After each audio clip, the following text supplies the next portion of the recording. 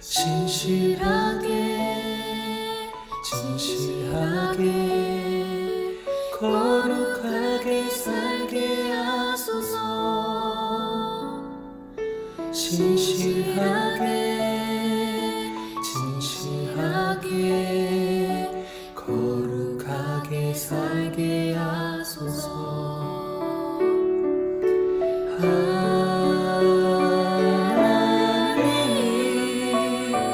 나의 마음 만져주소서. 하나님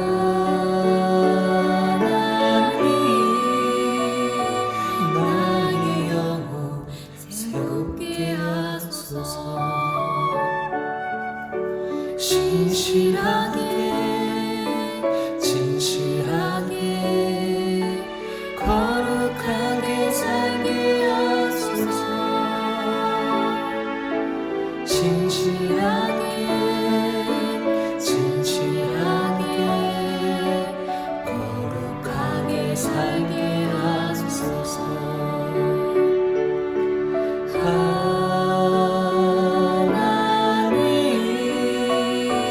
나의 기도 들어주소서. 하나님 주의 길로 인도하소서.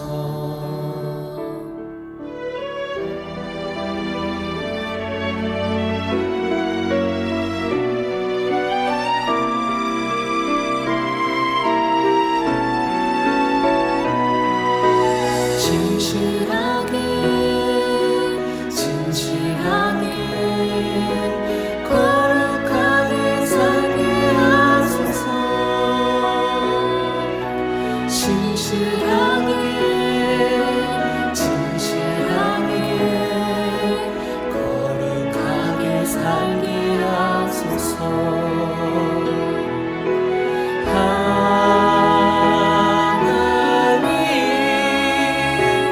나의 기도 들어주소서.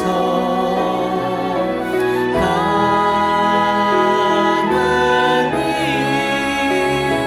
주의 길로 인도하소서.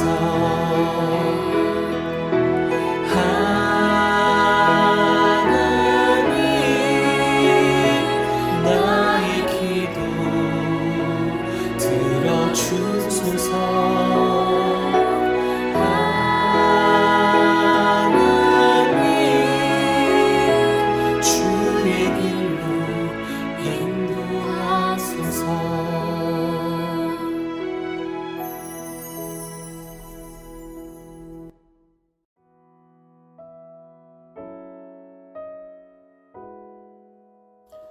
함께 기도하시죠. 하나님 감사합니다. 오늘도 복된 새날을 여시며 우리 가운데 하나님께서 말씀하시고 깨닫게 하시는 진리의 여정들로 인도하시니 감사합니다.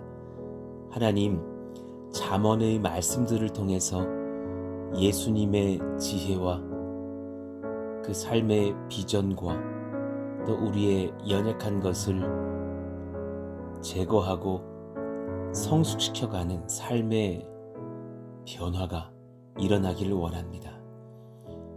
내가 들어야 될 말씀으로 여기며 받고 아멘하며 우리의 삶이 날마다 새로워지고 성장하며 성숙해져가는 그런 은혜의 여정들이 이어지게 하여 주옵소서. 오늘도 우리가 또한 말씀을 받을 때에 주님께서 우리에게 지혜 베푸시기를 원합니다. 성령으로 충만케 하시고 말씀하여 주옵소서. 코로나로 모든 국민들이 세계 열방이 아파하며 신음하는 이때에 우리 사랑하시는 권속들의 가정 지켜주시고 하나님의 능력과 보호하심으로 하나님께서 붙드시며 또 우리 모든 마음의 소원들과 기도의 제목 가운데 응답하시며 예수 그리스도의 청지기다운 합당한 마음과 그 기도로 인도하시기를 원하오니 역사하여 주옵소서. 예수님의 이름으로 감사하며 기도하옵나이다. 아멘. 함께 암송하실 말씀 잠언 25장 13절 말씀입니다. 충성된 사자는 그를 보낸 이에게 마치 추수하는 날에 얼음 냉수 같아서 능히 그 주인의 마음을 시원하게 하느니라.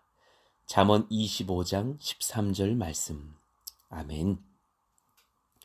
오늘 우리에게 주시는 주님 말씀은 잠언 26장 13절에서 16절까지의 말씀입니다. 잠언 26장 13절에서 16절의 말씀, 우리 같이 한 절씩 교독하겠습니다. 게으른 자는 길에 사자가 있다, 거리에 사자가 있다 하느니라. 문짝이 돌적귀를 따라서 도는 것 같이 게으른 자는 침상에서 도느니라. 게으른 자는 그 손을 그릇에 넣고도 입으로 올리기를 괴로워하느니라.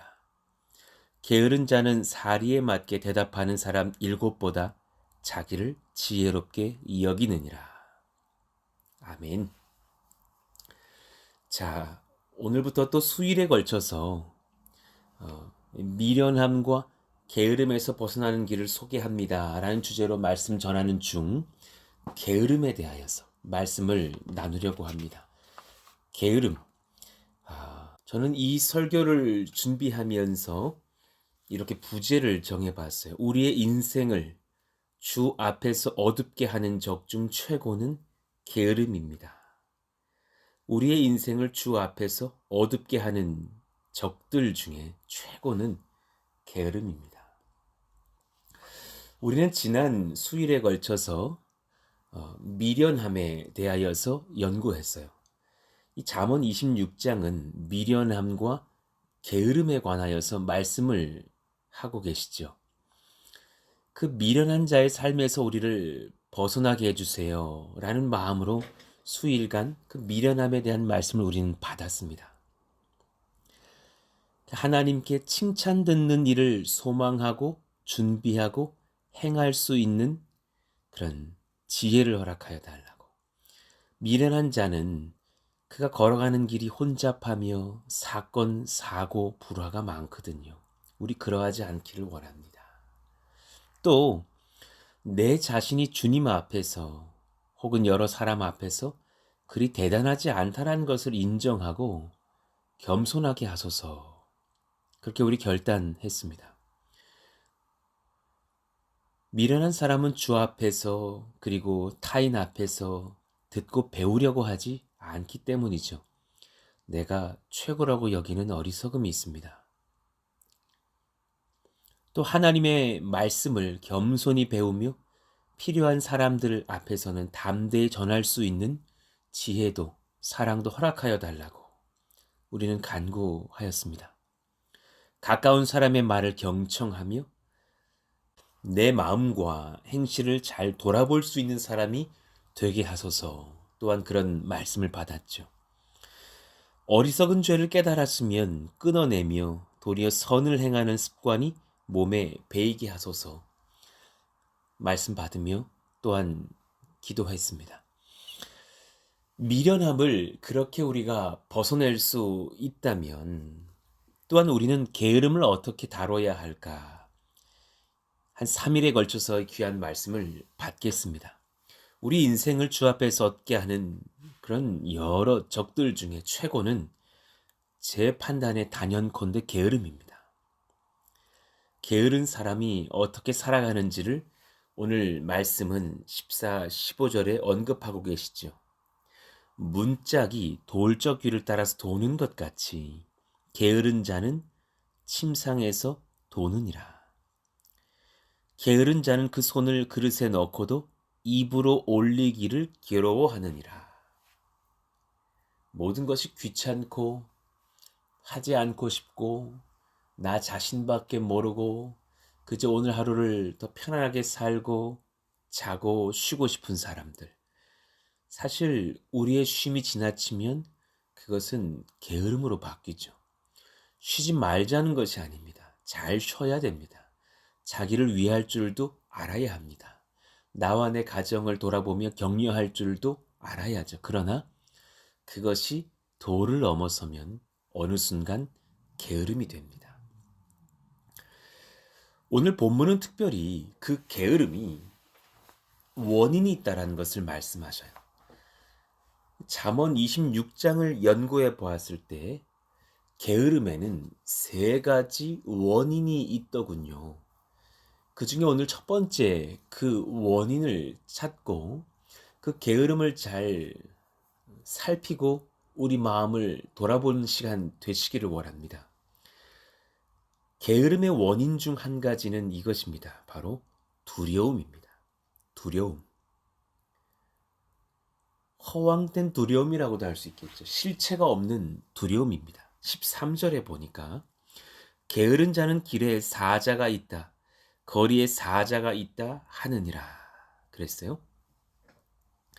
게으른 자가 길에 사자가 있다고 외치더라도 사실 지혜로운 사람은 그것이 거짓말이라는 것을 압니다. 실상은 거리에 사자가 없죠. 없습니다. 거리는 평안합니다. 많은 사람들이 웃고 대화하며 지나가며 분주히 오갈 뿐입니다. 그러니 길에 사자가 있다. 길에 사자가 있어서 너무 위험해요. 저는 나갈 수가 없어요. 라는 말은 자신이 방 속에 여전히 있으려 하는 게으름을 정당화하기 위한 하나의 핑계에 불과하겠죠. 이 지점에서 말씀을 잘 묵상해 보면 한 가지를 깨달아요. 게으름의 원인은 게으름 그 자체만은 아닌 경우가 있어요.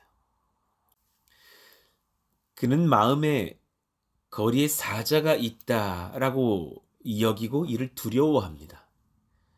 물론 어느 경우는 거짓말을 하면서 자신을 합리화하는 그런 게으름도 있지만 제가 만나본 여러 게으른 성향이 있는 그런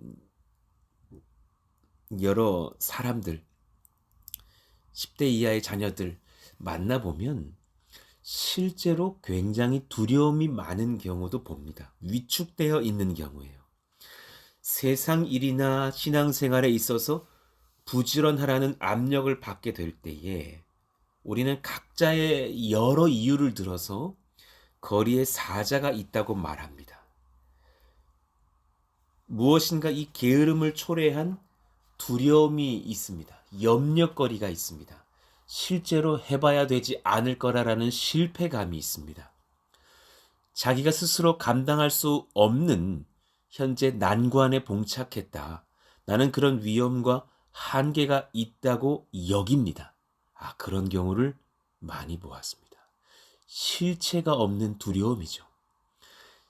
이 게으름을 깨워서는 안 되는 어떤 그런 참 무지한 이유가 있는 거예요. 그 어려움이 있으리라고 상상해서 자기가 해야 할 일을 끝내 하지 않는 것은 참 어리석음이고 참 게으름이 됩니다. 실제 공부해야 하는 학생들을 만나보면 그 마음에 두려움과 좌절감이 있습니다. 이 말씀을 듣는 10대 여러분들이 계시다면 여러분들 마음은 어떠신지 혹은 그런 자녀들을 두셨다면 그 자녀들의 마음은 어떤지 한번 헤아려 보시기를 바랍니다. 대부분 모든 학생들은요, 공부 잘하는 아이들 부러워합니다. 그리고 자신도 솔직히 물어보면 잘했으면 합니다.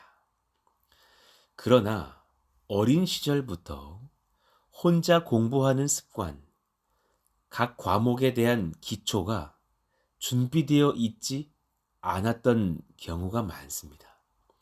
초등학교 시절, 초등학교에 맞는 그 과목들을 향한 기초 공부가 잘 되지 않은 경우, 그에 대한 지지를 받지 못한 경우, 그에 대한 기초적인 훈련들, 집중해서 앉아있는 훈련들, 책을 한번 풀어보고 다시 한번 지우고 풀어보는 그런 습관들이 되어 있지 않은 경우도 많죠. 그래서 보통 이런 학생들의 특징은 자기 학년에 맞는 학습력이 준비되어 있지 않습니다. 제가 만난 여러 학생들 중에 뒤늦게 대학을 가보겠다고 하지만 너무나 국어, 영어, 수학의 기초 준비가 안 돼 있어서 심지어 고3인데도 잉글리시를 영어로 쓰지 못하는 경우도 많이 보았습니다. 그 중심에는 사실 많은 게으름과 또 나태함도 있었겠지만 그 중심에 해도 되지 않는다라고 여기는 두려움이 있었던 것을 많이 봅니다.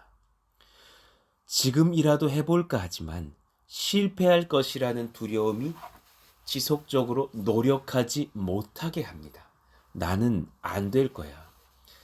잉글리시도 쓰지 못하는 내가 무슨 영어를 한다고. 나는 자격이 없어. 그 두려움에, 그 좌절감에, 그 절망감에 회피처를 찾습니다. 도피처를 찾습니다. 게임에 심취합니다. 게임은 나에게 즉각적인 즐거움과 성공의 기쁨을 주는 도피처가 됩니다. 그리고 실패해도 다시 돈 조금 쓰면, 다시 새로운 게임판을 열면 새로운 생명을 얻고 다시 그 게임에 도전할 수 있으니 좌절할 필요가 별로 없죠. 시험은 한번 망치면 그것이 평생의 기록으로 남는 듯이 여겨지지만 게임은 그렇지 않은 것이죠. 그러나 그 게임을 마치고 보면 1시간, 2시간, 5시간, 10시간, 15시간 게임을 하고 컴퓨터를 끄고 보면 변화된 것은 아무것도 없습니다. 멍해져 있는 자기 자신, 그리고 그 두려움이 죄책감이 되어서 더욱 커져 있는 내 마음을 봅니다. 이 모든 것들이 매일매일 반복이 됩니다. 그리고 자신에 대한 건강한 생각을 하지 못하게 됩니다. 주를 위해 성실하게 준비하고 살아가는 삶을 그 학생은 경험해 보지 못합니다. 안타깝습니다. 그러나 그 학생의 편이 되어주고, 그 학생의 말을 들어주고, 위로해주고, 친구가 되어주고 나면 그들은 하나같이 말했습니다. 이렇게 살고 싶지 않다고.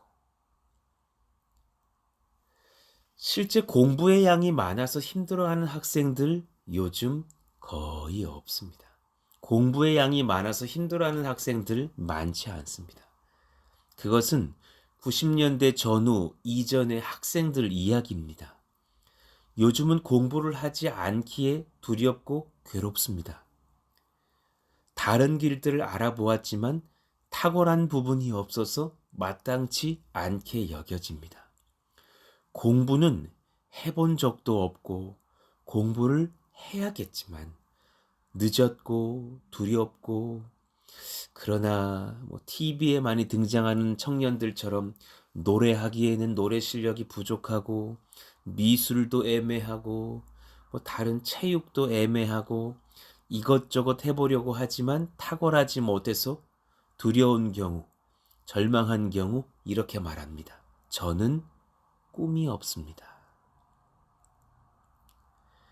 많은 청소년들이 말하는 저는 꿈이 없다 말한 것에 사실은 속말은 공부하기 싫어서 여기까지 왔습니다. 라는 그런 정직한 고백이 숨겨 있습니다. 사실 그러나 그들은 갈망하죠. 모든 분야에서 성실하고 싶습니다. 공부 잘하고 싶습니다. 인정받고 싶습니다. 그러나 그 길을 그 어떤 누구도 이끌어주지 않았습니다.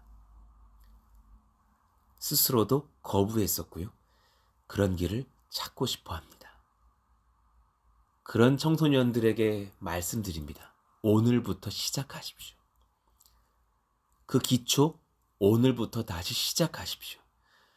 예, 늦지 않았다고는 말씀드리지 않겠습니다. 예, 늦었습니다. 그러나 더 늦기 전에 하십시오. 하면 됩니다. 그거 사람이 하는 공부고 하나님이 지혜 주시면 감당할 수 있습니다. 아직도 좀 늦었더라도 재수 삼수 하더라도 공부하십시오. 예, 원한다면 두려워하지 말고 하십시오. 음악도 미술도 체육도 내가 특별히 탁월한 것 없다면 예, 한 길 남았습니다. 공부하십시오. 그 안에서 지략을 얻고 성실을 회복하고 성취하시고 하나님의 나라를 꿈꾸는 하나님의 예배자들이 되시기를 축복합니다. 늦지 않았습니다. 목회를 두려워하는 목회자 후보생들이 있습니다. 예, 그런 전도사님들도 만났습니다. 그 중심에 게으름이 있습니다. 목회자가 되기를 원하는데 목회를 두려워하는 그 심정에 사실은 한 가지가 남습니다. 게으름입니다. 실제로 그렇게 적당히 게으르게 살아가는 목회자나 목회자를 바라는 청년들의 삶을 보면 그들을 지배하고 있는 두려움이 있는데 참 실체 없는 두려움이고, 그 두려움을 방치했다가는 정말 큰 두려움을 경험하게 될 것입니다. 이런 것들이죠. 꾸준히 설교하며 그 설교에 대해서 내가 성도들에게 지속적으로 평가받을까 두려워합니다. 수많은 성도들이 그 설교를 평가하지 않고 은혜 받고 또 삶을 변화시키고 예수님께 나아갈 수 있다. 그 사실을 바라보지 못합니다. 꾸준히 설교한 대로 내가 살 수 있을까? 살지 못하지 않을까? 그렇게 여기면서 두려워합니다. 목사가 설교한 대로 사는 것, 어렵지만 실천해야 되죠. 그것은 목사이기 때문에 해야 될 것이 아니라 성도이기 때문에 해야 될 것입니다. 성도와 목사 모두 하나님의 말씀을 받고 순종하는 것이 마땅하잖아요. 많은 전도사님들이 이걸 두려워합니다. 쉬고 있는데 갑자기 신방 요청받는 것 원치 않습니다. 장례가 나서 갑자기 새벽에 일어나서 먼 지방까지 다녀와야 하는 것, 그것 두렵습니다. 그것은 사람이면 누구나 하는 것입니다. 성도라면 내 셀 식구가 그렇게 어려움을 겪었다면 셀원 누구라도 그렇게 하는 것입니다. 성도라면 다 할 만한 것들입니다. 그렇게 어렵지 않습니다. 오히려 목회자가 그 일을 진두지휘할 때에 오히려 성도들이 은혜를 얻고 위로를 얻고 힘을 얻을 수 있다면 그것은 참 해야만 하고 참 복이 되는 귀한 섬김이 됩니다. 늘 성도들의 요청에 반응할 수 있도록 영적으로 깨어있는 것이 두렵다고 말합니다. 사실 내가 더 쉬고 싶고 내가 더 놀고 싶고 내가 더 누리고 싶은 그 자기 사랑이 그 목회자를 두렵게 하고 있는 것 아닐까요? 그는 목사이기 전에 물어봐야 합니다. 내가 성도가 맞는가? 제가 봤을 땐 그런 마음에, 그런 두려움에 목회를 고민하고 있는 목회자 혹은 목회자 후보생이라면 그는 회심하지 못했습니다. 성경은 말씀합니다. 그 두려움에 실체가 없느니라. 실체 없는 두려움입니다. 그것은 참 거짓된 두려움입니다. 여러분 이것을 아십니까? 하나님의 나라는 성실한 사람들의 역사입니다. 그렇잖아요. 그리고 하나님의 나라는 하나님께 소명받은 사람들의 역사입니다. 우리는 하나님께 소명을 받고서 예수를 믿게 되었고 그 소명을 받고서 또한 푸른숲 동산교회로 모이고 그 소명을 받고서 예배하고 전도하고 선교하고 섬깁니다.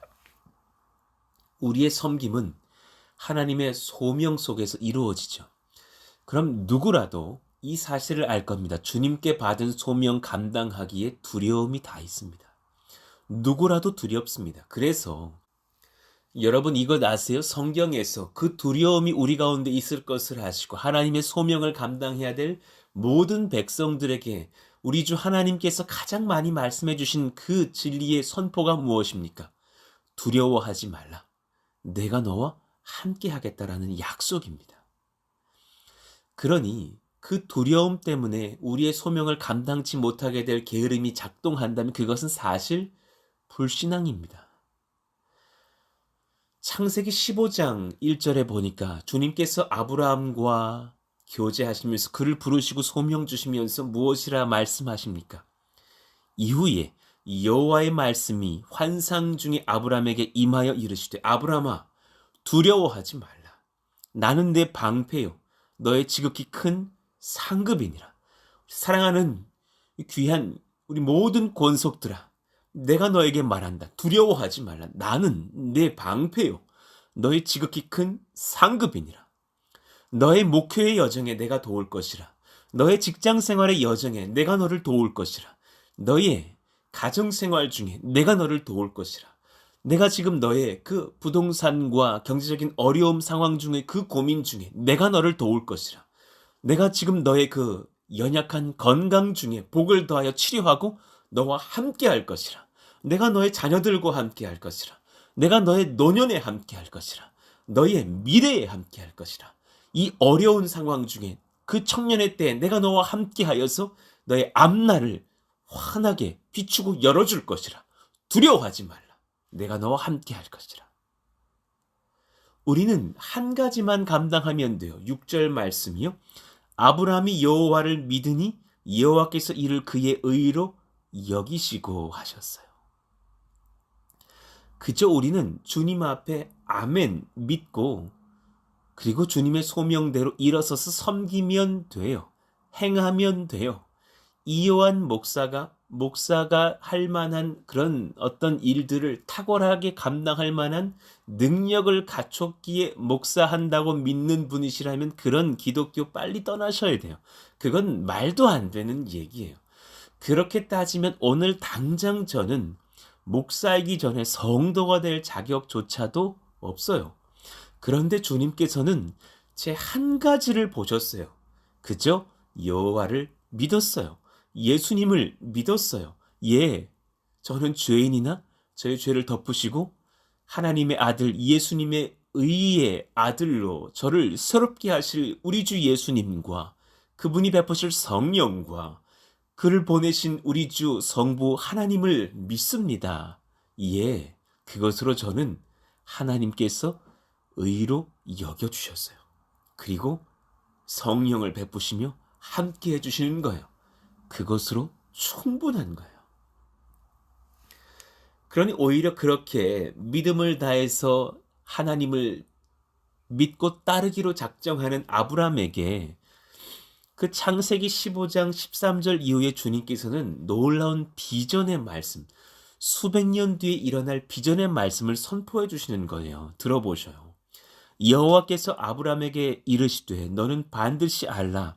네 자손이 이방에서 객이 되어 그들을 섬기겠고 그들은 400년 동안 내 자손을 괴롭히리니 그들이 섬기는 나라를 내가 징벌할지며 그 후에 내 자손이 큰 재물을 이끌고 나오리라.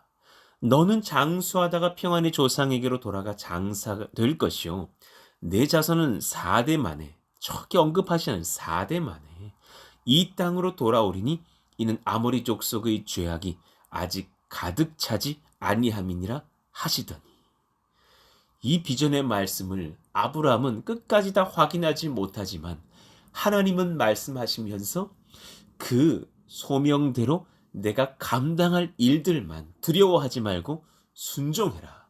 내가 너와 함께 할 것이라.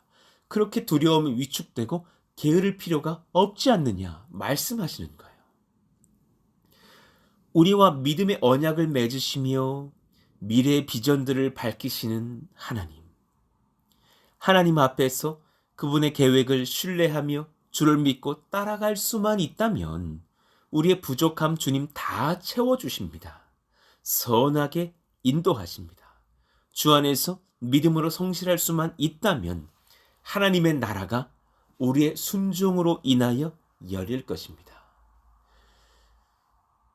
이에 대한 말씀들을 또한 내일 이어가면서 우리의 게으름과 그리고 그에 대한 주님의 말씀들을 좀 더 살펴보는 시간을 갖겠습니다. 수일에 걸쳐서 말씀을 받으실 때 여러분, 우리의 근거 없는 두려움이 사라지기를 원하며 우리의 게으름이 주님 앞에 소명을 받은 자의 성실함으로 바뀌는 놀라운 역사가 정말 우리 모든 성도님들의 세대를 초월하여서 일어나기를 원합니다. 이 말씀을 받는 우리 초등부 자녀들이 성실하게 될지어다. 이 말씀을 받는 청소년들과 청년들이 게으름을 내려놓고 성실하게 살아갈지어다. 이 말씀을 받는 우리 모든 장년들이 하나님 앞에 깨어날지어다.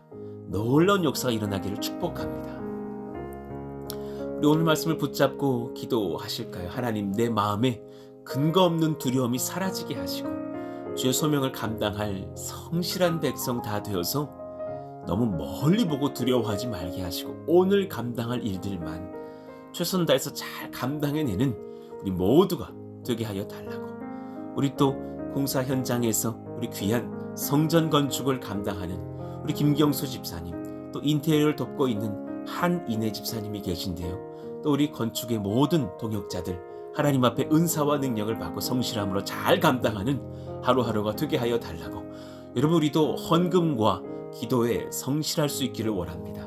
끝까지 조금 더 비용이 필요한 줄로도 압니다. 여러분, 성실하게 또한 헌금을 작정해 주시고 드려주시기를 원합니다. 또 기도로 감당해 주시기를 원합니다. 열렬한 기도가 필요할 줄로도 압니다. 하나님, 기도가 모여들어서 하나님 앞에 정말 놀라운 복을 받아 누리는 그런 우리 귀한 교회와 성전 건축과 부흥과 예배와 선교와 전도의 여정들 다 되게 하여 주시길 원한다고. 또 코로나가 많이 확산되어져서 이제 3, 4, 5만 명 정말 하루 확진이 일어나는 시대가 되어가고 있는데 불쌍히 여겨주시고 하나님께서 우리 교회와 이 나라와 세계 열방을 붙드시기를 원한다고 기도해 주시기를 원합니다. 오늘 말씀 붙잡고 우리 주여 부르시고 기도합니다. 주여! 하나님 감사합니다. 하나님의 능력을 입고 힘을 입고서는 저희들 다 되기를 원하오니 성령이여 기름 부어주시고 아브라함처럼 여호와를 믿으니 역시 그의 믿음을 보고 의로 여기시면서 함께 하셨다는 것처럼 주님 믿고 성실함으로 나아가는 우리 모든 두려움을 떨쳐내고 주님의 소명을 잘 감당하는 하나님 나라의 백성들 다 될 수 있도록 인도하여 주옵소서.